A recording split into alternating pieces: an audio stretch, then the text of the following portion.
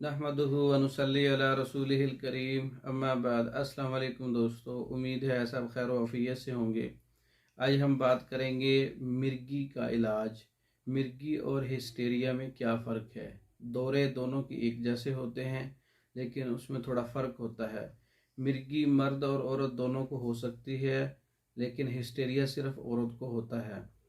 उसे इख्तनाकुर रहम भी कहते हैं। मिर्गी का मरीज़ मुकम्मल बेहोश हो जाता है, इसके मुंह से झाग और पानी आता है, जिस्म अकड़ जाता है, मुट्ठियाँ बंद कर लेता है। जबकि हिस्टेरिया के जो मरीज़ा होती है औरत, वो बेहोशी के दौरान सारी बातें भी सुनती है लेकिन जवाब नहीं देती।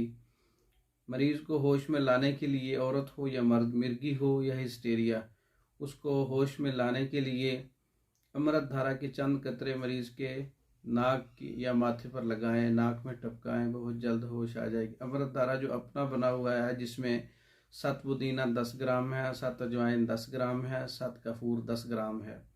इन तीनों चीज़ों को मिलाकर इसको अच्छी तरह रखें, लिक्विड बन जाएगा। ये अमृत धारा बहुत अच्छा काम करता है। कुछ देर के बाद जो है इसको होश आ जाएगा। अगर उसके बाद भी कुछ कमी हो तो मरीज़ की जो है वो टांगें ऊपर कर दें और उसका सर नीचे कर दें। 2 फुट का जो इसमें आप रखें, टांगें ऊपर और उसका सर नीचे, तो इसमें होश आ जाएगा।